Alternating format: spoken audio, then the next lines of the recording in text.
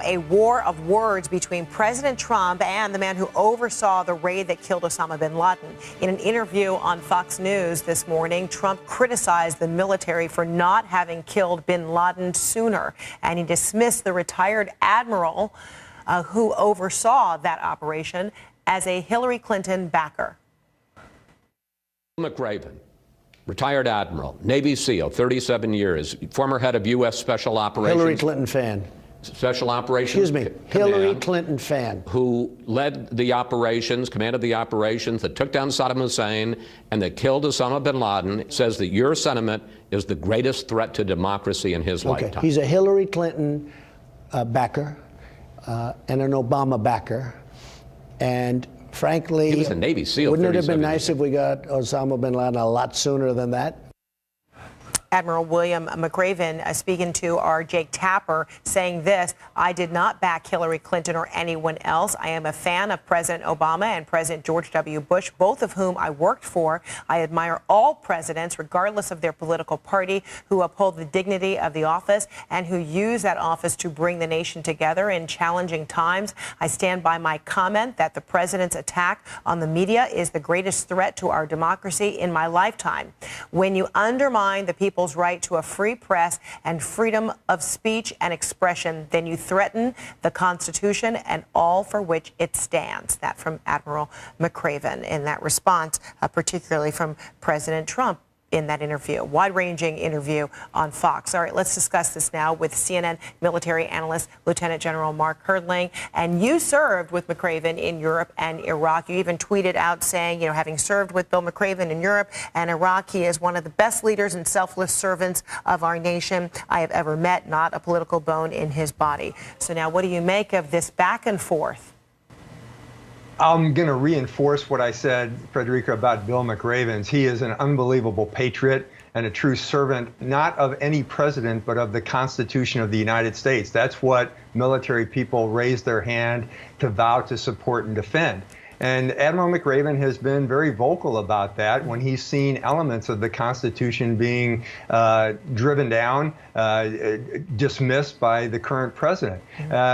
Bill and I served about the same amount of time together. So I would guess he came in probably either under President Ford or President Nixon, and then served multiple presidents in his time in service. He was a fan, as I am, of both President Bush and President Obama, because we served under him under both of them in combat, and saw that, like any president, they have all sorts of really difficult requirements, difficult decisions. We don't always agree with everything they do or say, but truthfully, if they uphold the office of the president and uphold the Constitution, that's what is most important.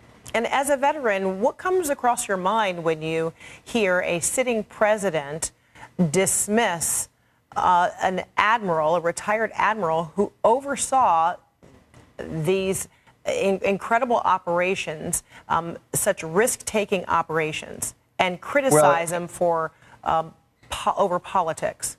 Yeah, I'd use one word, Fredricka, and that's disgusting.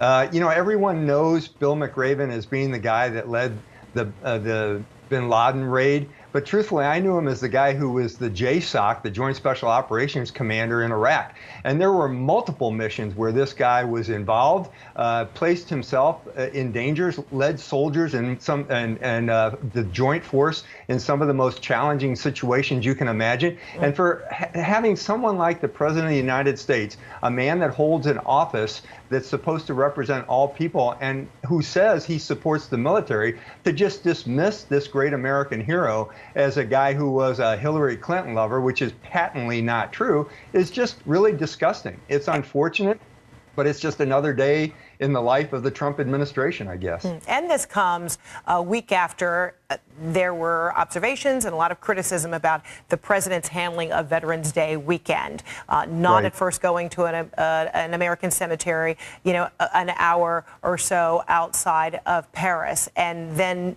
when getting back to the United States, not going to Arlington National Cemetery, which is tradition for sitting presidents. And the president was asked about that in this same wide-ranging Fox interview, and this is what he had to say. I should have done that. I was extremely busy on calls for the country. We did a lot of calling, as you know. I think. But this is Veterans Day. I probably, in retrospect, I should have, and I did last year, and I will virtually every year.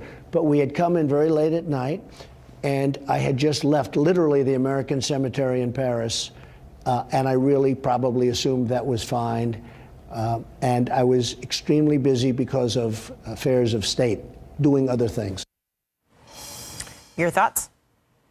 It's a factor of leadership, Fredricka. Leaders know what to do, where to be, what things to say.